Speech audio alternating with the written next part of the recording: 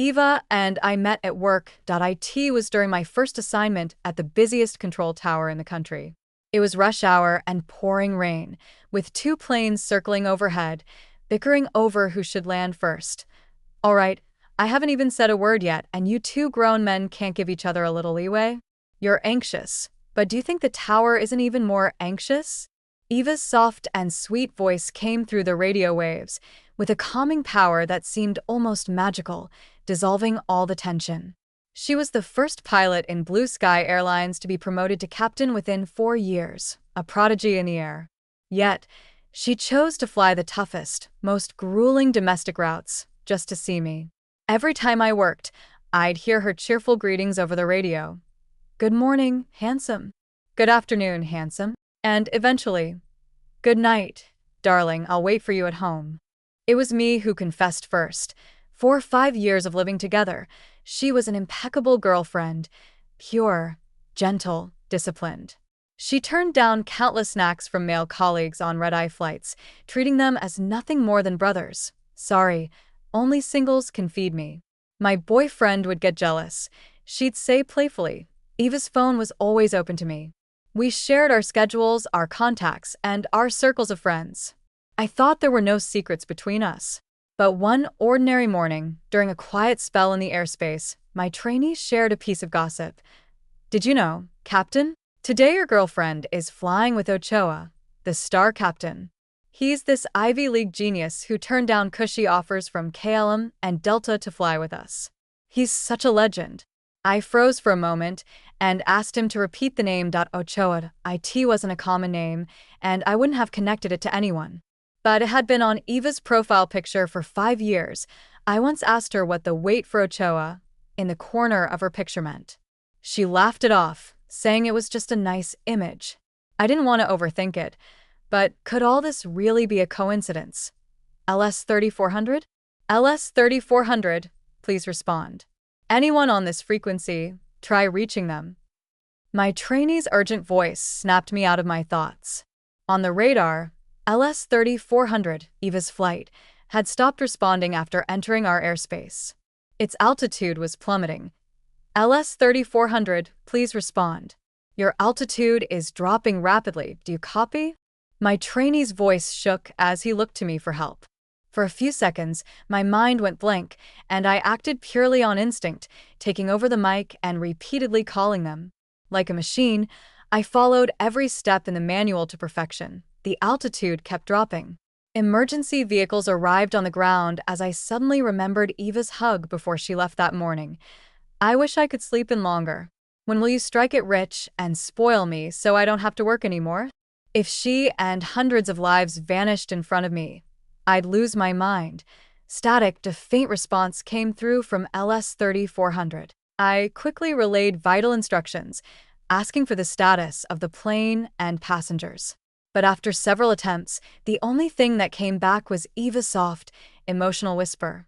Ochoa, if we're buried in the same land, does that count as growing old together? Her voice was faint, the signal weak, yet it thundered in my ears. Responsibility and duty seemed to evaporate in that moment. She was willing to live and die with him, so what was I to her? What about the lives of those on board? Were they just abandoned?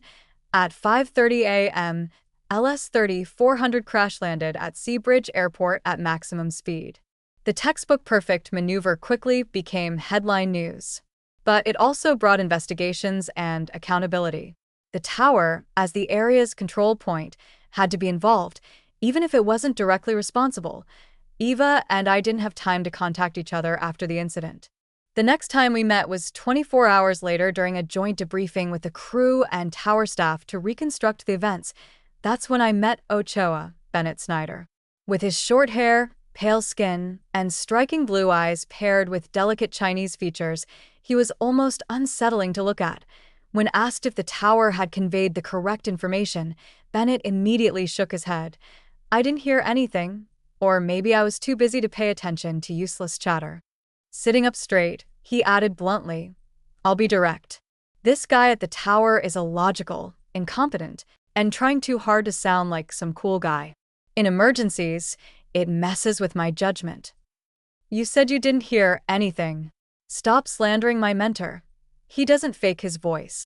My trainee shot back, but I stopped him. I instinctively looked at Eva. She sat rigidly, avoiding eye contact with me.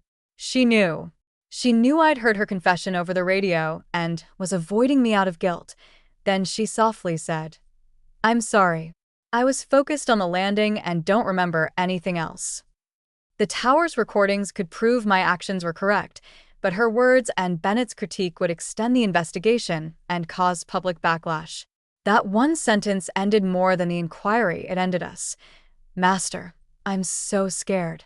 The tower seems to want to hold us responsible, but I just graduated. I don't want to lose my job. My parents are sick and need money. What should I do?" That day, I didn't go home. I collapsed in an airport hotel and slept for 2 days straight. When I woke up, the only message on my phone was this one from my trainee. Eva's chat window was empty. Opening social media, my feed was flooded with news about Eva and Bennett being interviewed. They stood side by side in the sunlight, receiving endless thanks and praise. It was widely reported that the two had once been classmates, had overcome challenges together, and shared an extraordinary rapport. Meanwhile, the hashtag #SeaBridgeTowersIncompetence was trending, filled with scathing comments. Did Bennett mention someone using a fake, deep, bubble voice? In such a serious workplace, who's he trying to impress? Is this a job or a dating game? A conspiracy theory. Could the accident have something to do with this? Maybe he was jealous of Bennett's excellence and deliberately withheld information. Come on, let's be reasonable. The cockpit recordings haven't even been released. How dare you make baseless accusations? Are the female captain and Bennett a couple? Bennett seems upfront, but the way she looks at him is anything but innocent. Thanks to Bennett's unintentional comments, even before the investigation was concluded, public opinion was pushing the Aviation Bureau to penalize the bubble voice and issue a public apology. We all knew cockpit recordings wouldn't be made public. Even if an internal review cleared my name, the court of public opinion demanded a scapegoat.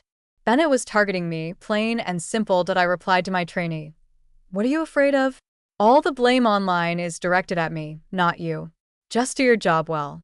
After sending that, I deleted all of Eva's contact information, submitted my resignation, and turned off my phone before flying abroad for vacation. Bennett went to such lengths. After all, they asked for Eva? Just a hypocritical, disgusting woman. If he wanted her, I'd gift wrap her for him. 5 days later, a text from an unfamiliar number popped up. "Give me some time. Ochoa, he's different, but not in the way you think. I need time to sort this out." "I don't have time." "What about the apartment? Are you just going to leave your things?" "The rent's not up yet. Do whatever you want." "Toss my things. I don't care about the money." "And me?" "Are you going to leave me too?" I hesitated for a moment before sending Eva one last message. "Before you ask others, think about whether you're even worthy." As fate would have it, on my first day abroad, I ran into someone familiar, Winnie. She was surrounded by 4 or 5 cameras, leaning lightly against a golden willow tree by the sea. Dressed in white robes, her long, wavy hair danced with the sea breeze. She was stunningly beautiful, the kind of sight that made it impossible to look away. I stopped to watch for a moment, and Winnie spotted me instantly. She waved excitedly, like an elegant yet mischievous ragdoll cat. We stepped aside to chat briefly before she blurted out in a desperate tone, "I've been trying to reach you, but you wouldn't pick up. Kevin, help me out." Our families were close, and both of us, being the youngest, enjoyed the most freedom.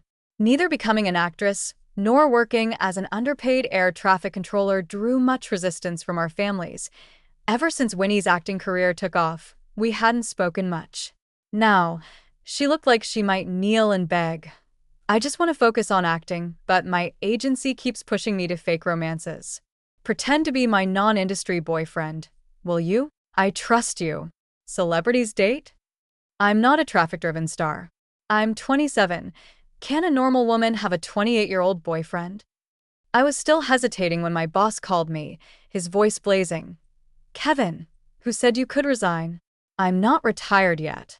You think it's your place to quit and take the blame? Come back to work and wait for the investigation results. When we clear this up, We'll crush those fools, slander. I could go back. Fine. If there was still hope, I had to make them pay. Nobody would get off easy with that thought. I took off my jacket and draped it over Winnie's shoulders. I'll help you, but you have to help me too.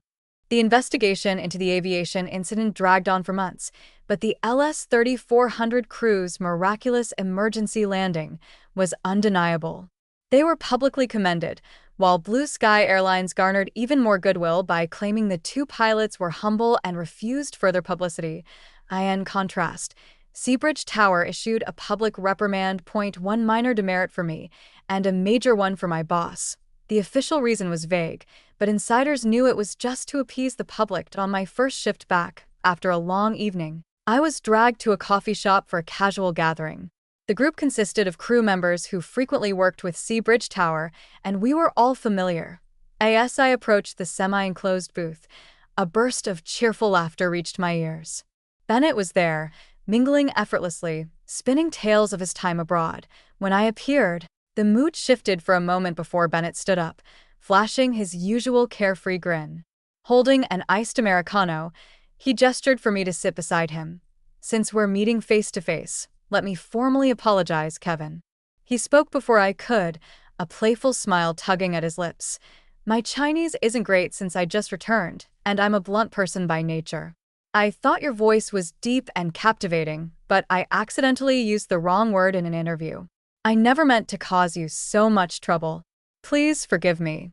The male colleagues stayed silent, while the women quickly jumped in to smooth things over, saying it was all in the past. Of course, they hadn't heard the cockpit recordings. To them, everything could be forgiven. I smiled faintly. Captain Snyder, young and promising as you are, how could I hold a grudge? But no matter how direct your personality is, at Seabridge Tower, you'll have to follow protocol. Let's see what the future holds. Bennett froze for a moment before replying with mock concern. I was just joking, Kevin. Why so serious? You're tough to get along with, huh?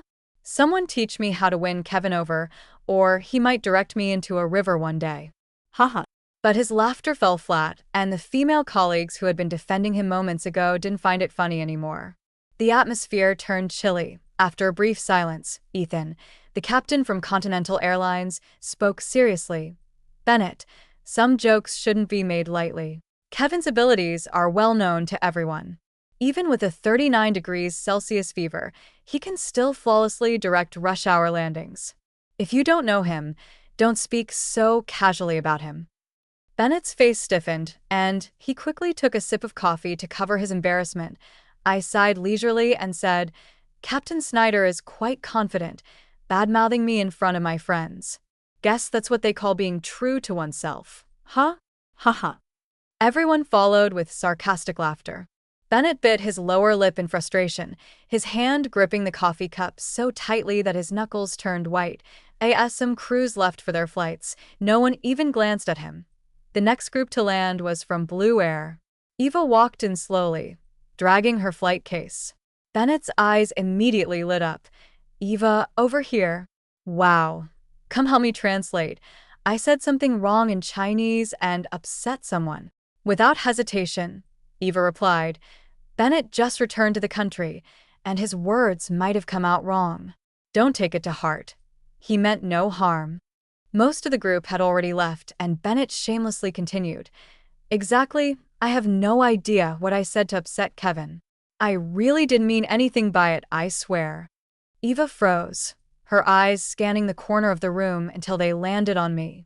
For a moment, she looked flustered and unsure of herself. That's when Renee, a flight attendant, spoke up. Bennett, do you think we're deaf?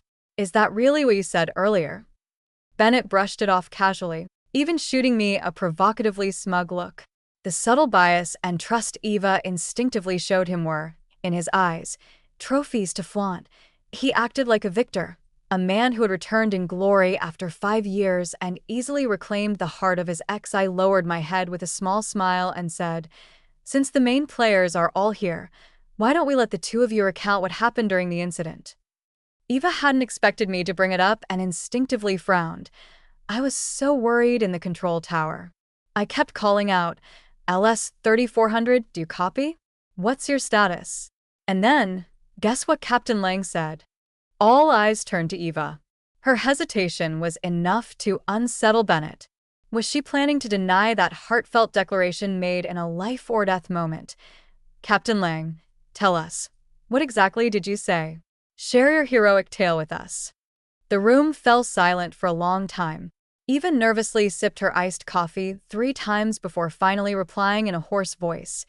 I reported the aircraft's condition and focused on managing the crisis. Nothing else.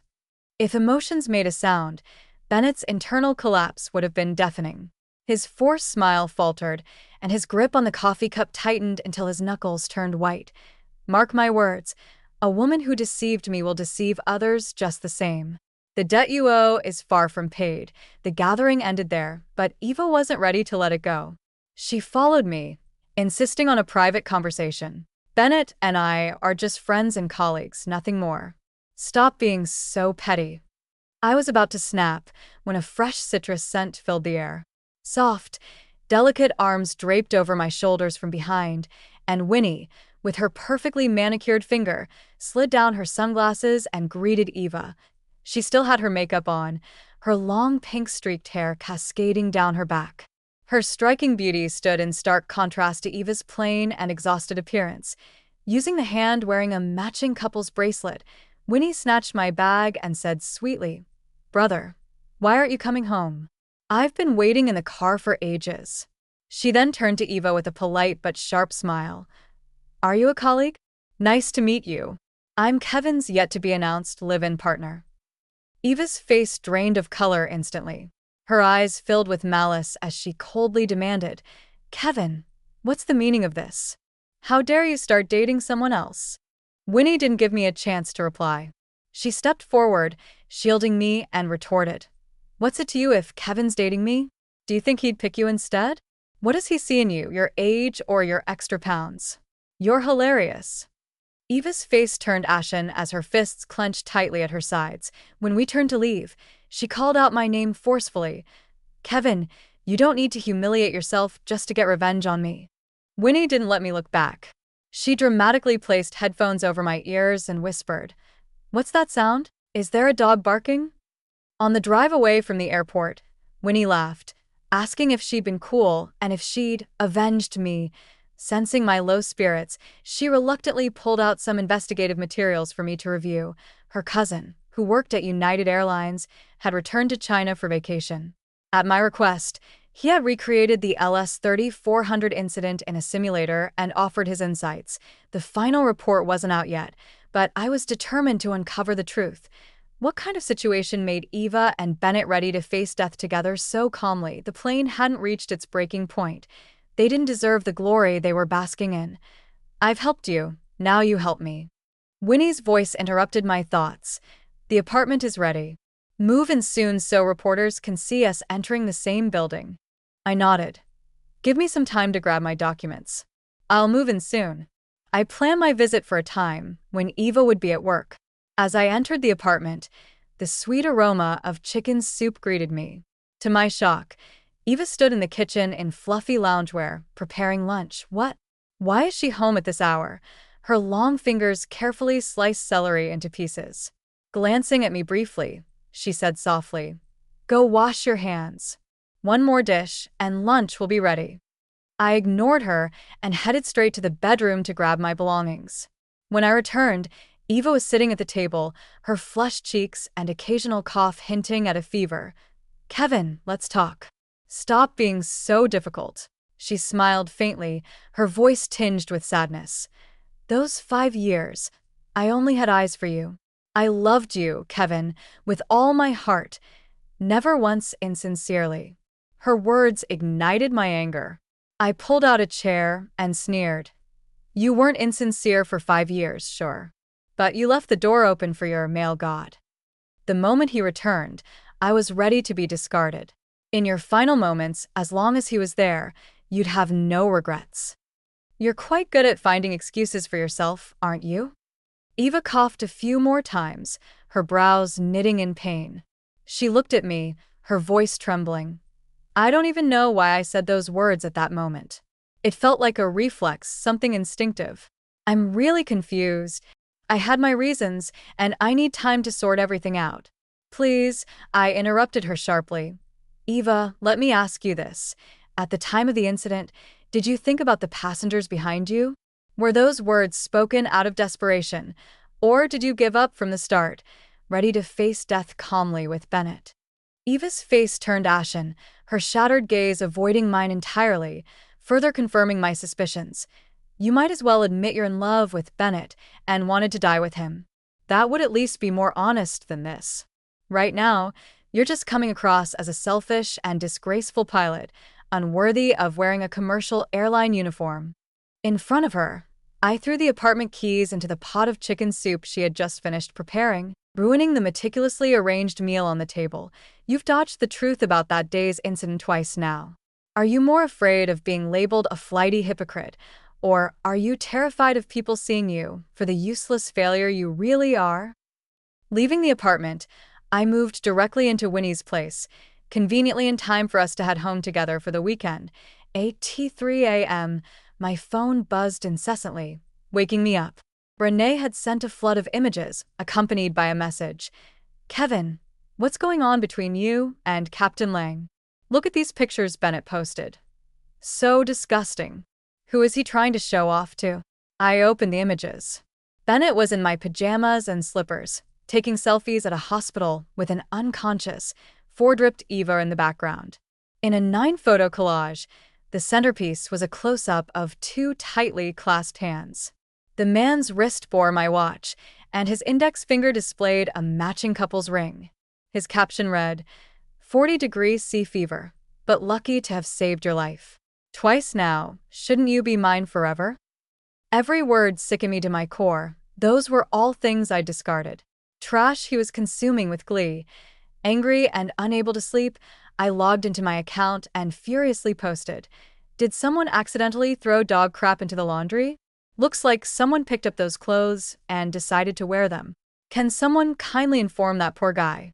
Renee and a few others immediately liked the post. Just as I started to scroll through the comments, my entertainment app notified me of Winnie's latest post.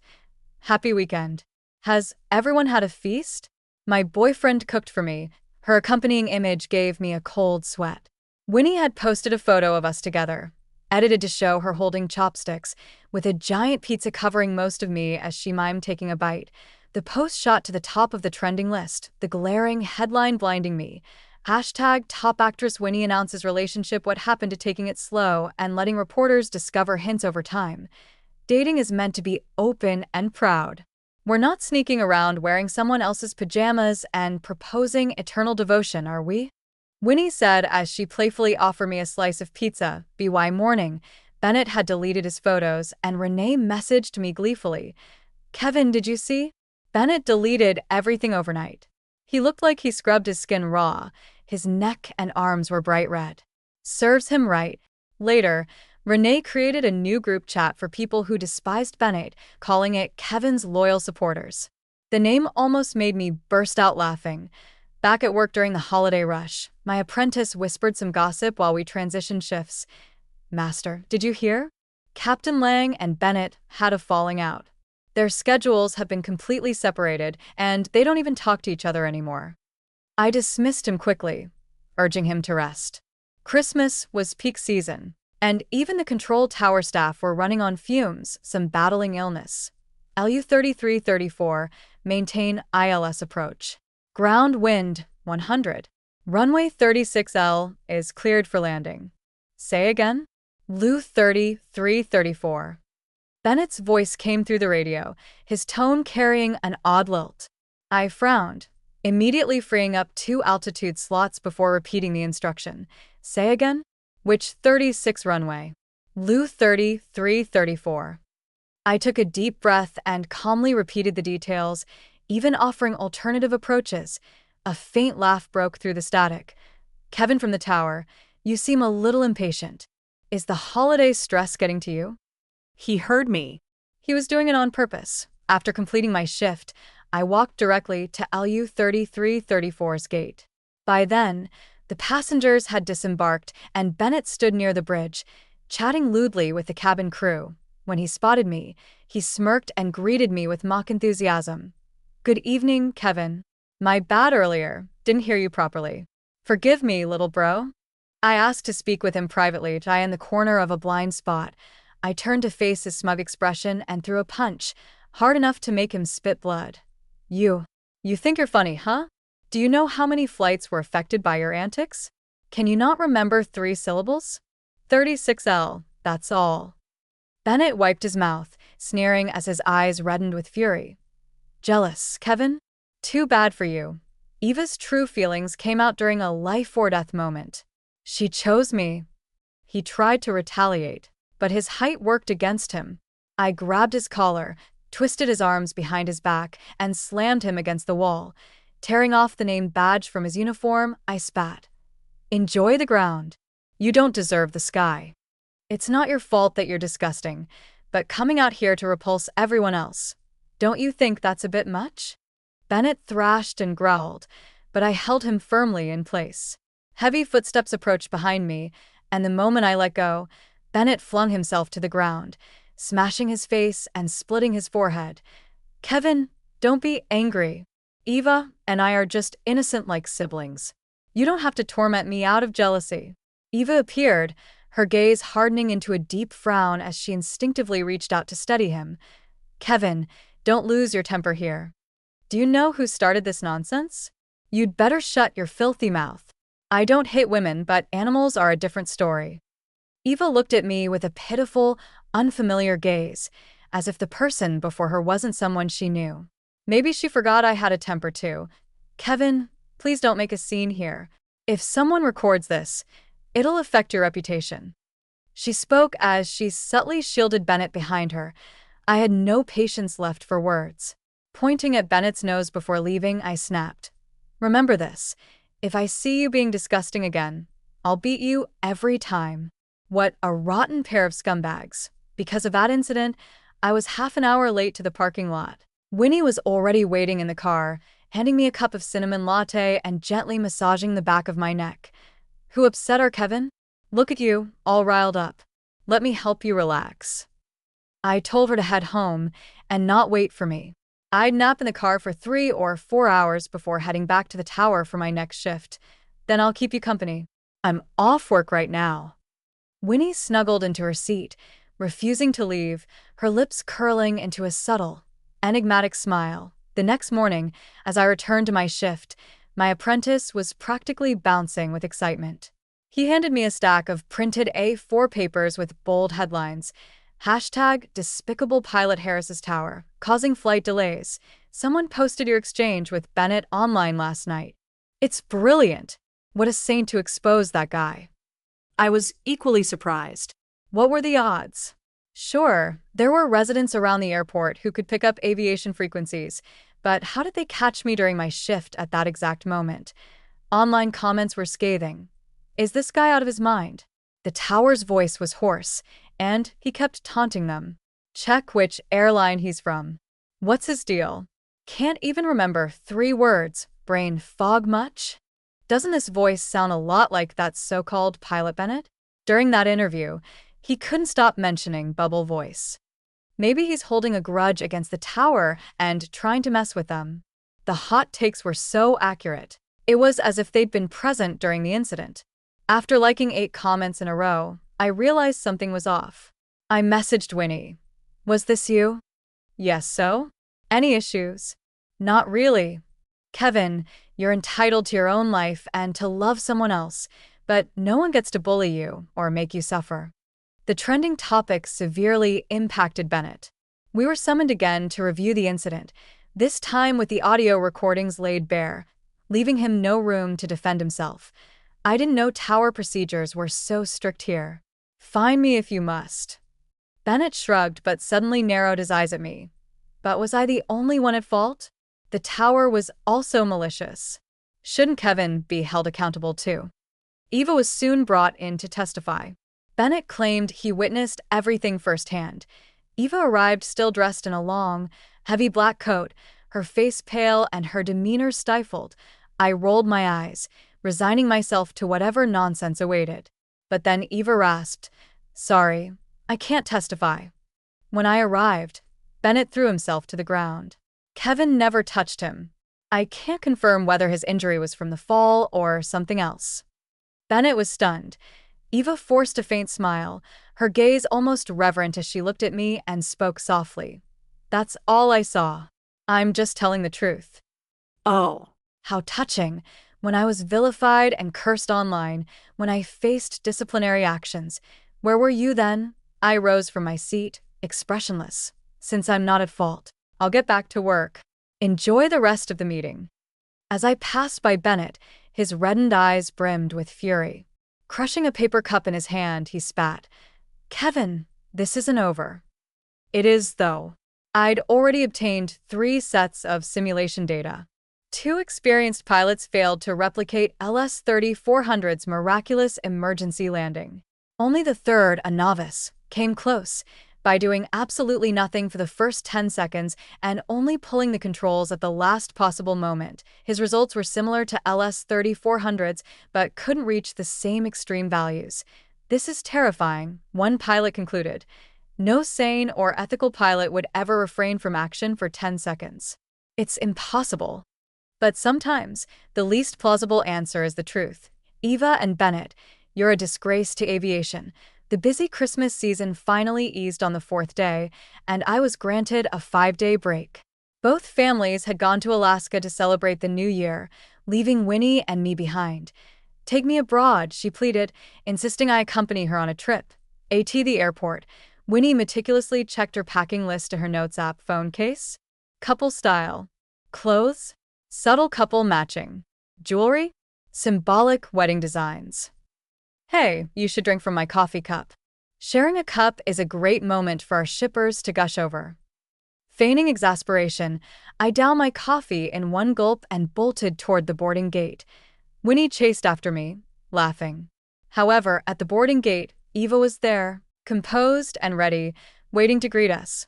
Welcome aboard Blue Airlines Flight LE5338. I'm your captain for this flight. Her crisp white uniform shirt accentuated her figure, with neatly rolled-up sleeves. Standing behind 2 flight attendants, she greeted passengers with a professional, radiant smile that drew many admiring glances. Tiomi, though, it was just bad luck. Did she think that testifying on my behalf would smooth things over between us? Was Blue Airlines out of captains? I made a mental note never to book Blue Airlines again. Eva extended her hand to check my ticket, her smile unwavering. Before I could react, Winnie appeared from behind, pulling out a handful of wedding candies and stuffing them into Eva's hand. Hi, sis. Take some sweets and share in our happiness, hee hee. A crack appeared in Eva's composed, elegant expression. Her hand froze midair, unsure of what to do. The flight was just over 3 hours, smooth all the way. But during the landing taxi, a peculiar broadcast came from the captain's mic. The ground temperature in J country is -5 degrees Celsius. Have a safe trip and a happy return home. Then, after a pause, came an unexpected addition. I've also been waiting for someone to come home.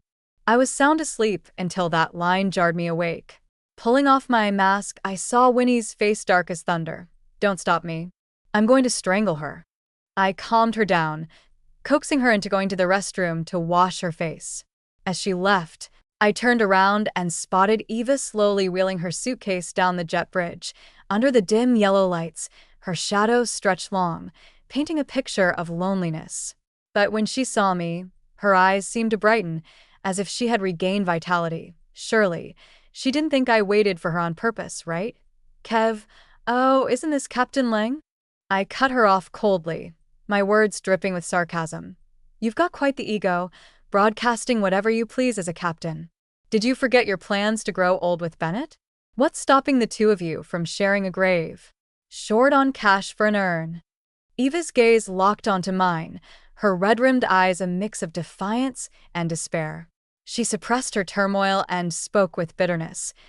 Kevin, does it take my death for you to forgive me? Your life or death means nothing to me. I let out a dry laugh, as though she'd told the biggest joke. Winnie returned at that moment, and I wrapped an arm around her waist, turning to leave. As we walked, Winnie murmured, Kevin, if you dare feel a shred of sympathy for her, I'll kiss you right here, right now. I'll do it where the most people are, just so everyone knows who my boyfriend is. She tilted her sunglasses down with one finger, glaring at me with her beautiful almond-shaped eyes. Full of warning, I let out a laugh, pulling down my mask to quickly peck her lips. Your guy doesn't waste tears on trash. Remember that. That flight felt extra safe, celebrity captain vibes. I heard Winnie is shooting a movie inspired by Eva and Bennett. Can't wait for it. I'm buying tickets on day one. Two fans passed by, their conversation leaving me stunned. Winnie shrugged nonchalantly, explaining, I don't know why you're investigating the accident, but you helped me, so I'm returning the favor. Instead of recreating the incident blindly, why not bring in the real people for consulting? Pay them, and we'll get to the truth even faster. Bennett eagerly accepted the production team's invitation. Blue Airlines wasn't about to refuse a PR opportunity, and even if Eva was unwilling, she had no choice but to agree.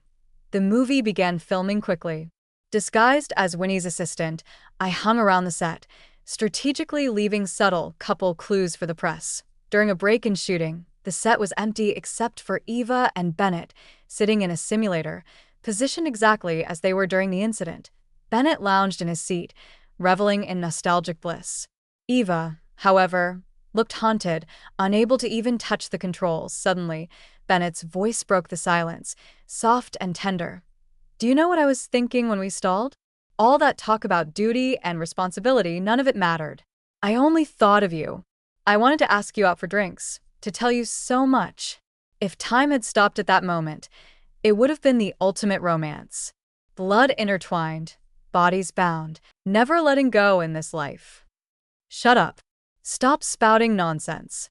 Eva's anger exploded. She fumbled to unbuckle herself and stormed off, but Bennett immediately stood and hugged her from behind. I don't want to face another moment where I can't hear you say we'll grow old together. Let's get back together. Forgive me for leaving without a word 5 years ago. Eva, I love you. Their shadows overlapped. Inseparable, I stood not far away, watching. Bennett's gaze met mine, triumphant and mocking, brimming with the joy of victory. Eva, on the other hand, looked like she'd glimpsed hell itself. Her hands trembled uncontrollably, and her shattered gaze couldn't find focus. I chuckled and stepped closer, slowly. Captain Snyder was right. When faced with death, people think of their loved ones most. Captain Lang, what are you so afraid of? With that, Eva bolted out the door, leaving Bennett standing dumbfounded, unsure what he'd done wrong. During production, the crew planned an outdoor shoot in Bali, requiring everyone to fly there. We chose Continental Airlines, piloted by an old friend, Ethan, with Renee, whom I hadn't seen in ages, managing the cabin. They were both in the support crew group chat, and neither Eva nor Bennett received even a shred of kindness from the others. Eva seemed temperamental, while Bennett, ever eager to impress, tried to bring up the romantic LS-3400 story during takeoff to gain her favor. Ugh. Winnie interrupted impatiently. Bro, if you're so eager for a joint burial, could you just get off the plane and die quietly? Stop disgusting the rest of the passengers. Perhaps it was her jinx taking effect, but during an otherwise calm cruise phase, sudden turbulence shook everyone awake. Good evening, ladies and gentlemen. The turbulence is caused by external airflow. Bennett and Eva instinctively exchanged glances, their faces turning pale with tension. Just seconds later, a strange weightlessness filled the cabin, accompanied by a suffocating terror. The overhead lights went out and oxygen masks dropped automatically. Please fasten your seatbelts and put on your masks. Amidst the chaos and screams, someone yelled, Captain Eva, help us. Miraculously, the cabin quieted down. Eva and Bennett are here. They're the best pilots in the world. Nothing will go wrong with them around. I didn't know airline protocol, but it seemed the passengers had placed all their hopes on Eva and Bennett, begging them to take control of the situation and perform another miracle. From where I sat, I could clearly see their ashen faces. Sweat trickled down their cheeks as Eva reached forward, her slender hand trembling in the air, but doing nothing substantial. Bennett was no different. I end those near-hopeless moments. Winnie gripped my hand tightly, her voice eerily calm. Don't be afraid. I'll go wherever you go. From the plane stall to its successful emergency landing, every step felt like a replay of the LS-30-400 incident. Surviving passengers cried tears of joy, even taking videos to praise the miracle pilots. Another Eva and Bennett flight survived again. They're amazing. Did you know? Eva and Bennett saved me once more. The internet was flooded with Blue Airlines' heavily sponsored hashtags, while the Continental Airlines crew, Ethan's team, faded into silence. 2 days later, I ran into Ethan at a gathering. Dark circles under his eyes betrayed his exhaustion. He downed several gulps of alcohol before speaking. It was the exact same scenario as LS-30-400.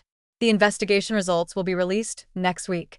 The A665 MAX aircraft from Sonic Aviation has a critical programming flaw.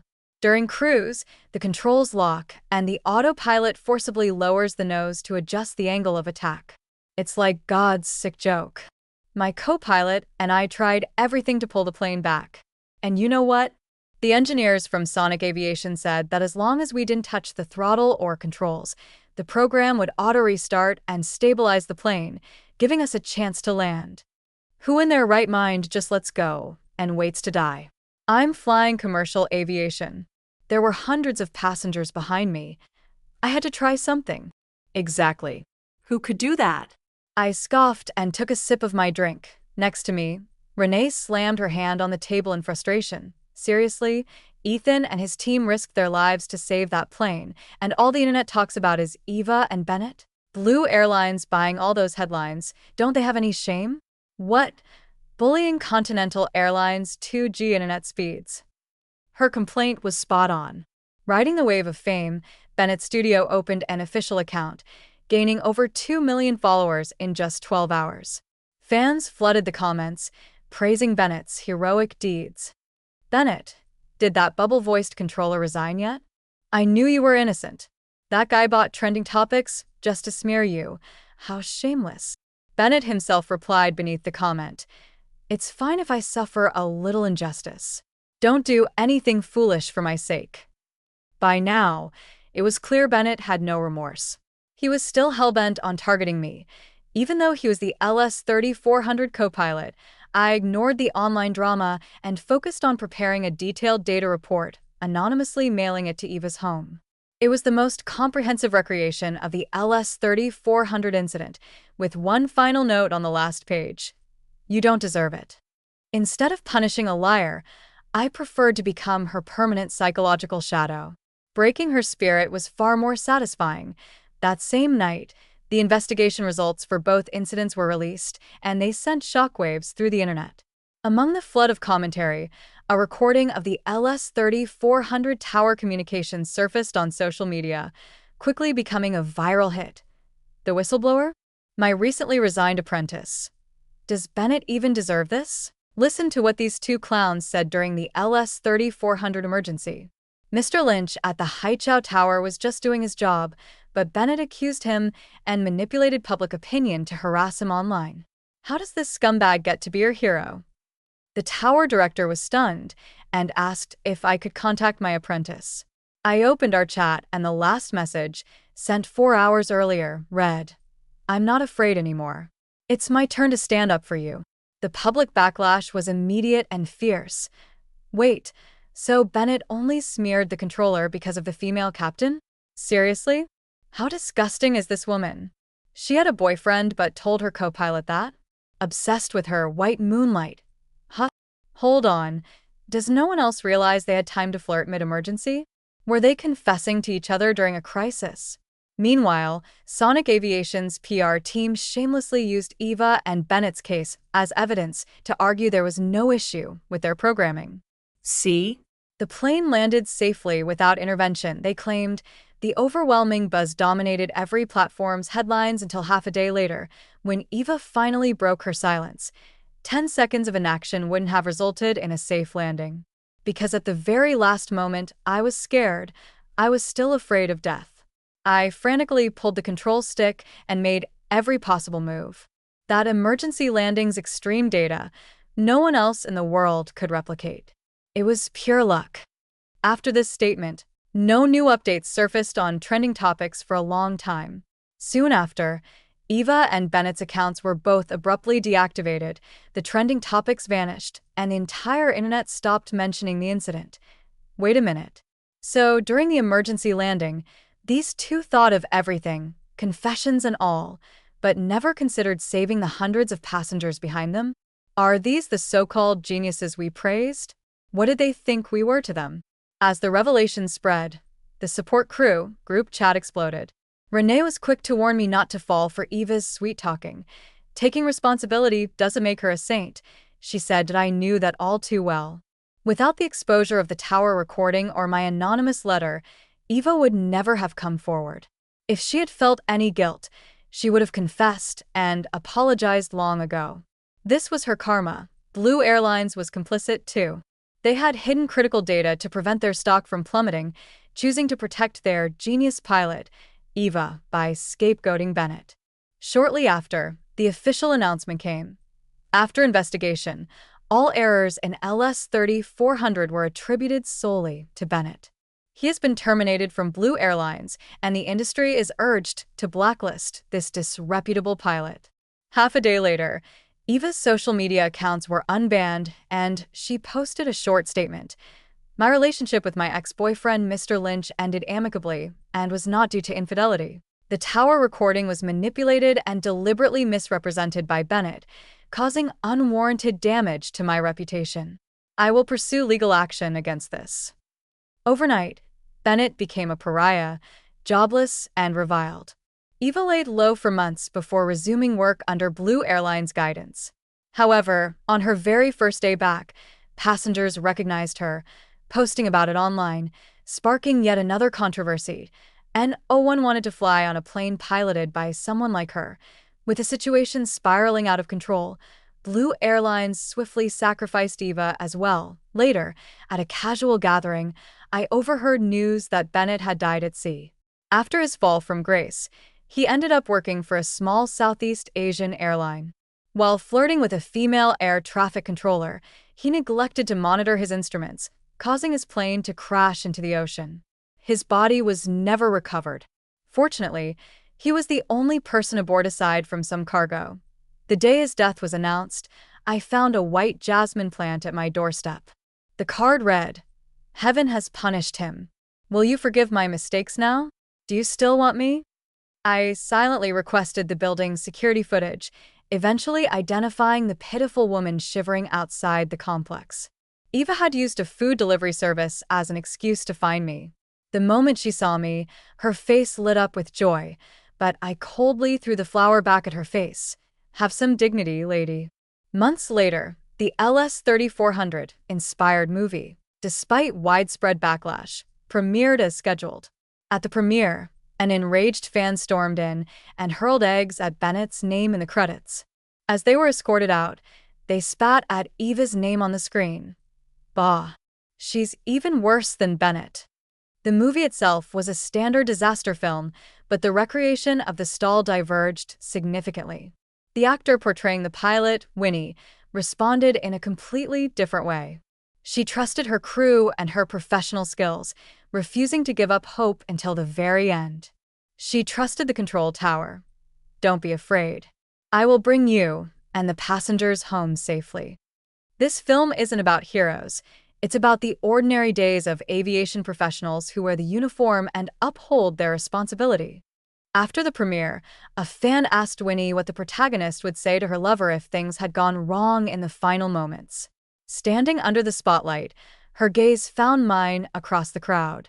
Calm and gentle, she replied, "I might tell him, I want to be the ex you're most proud of."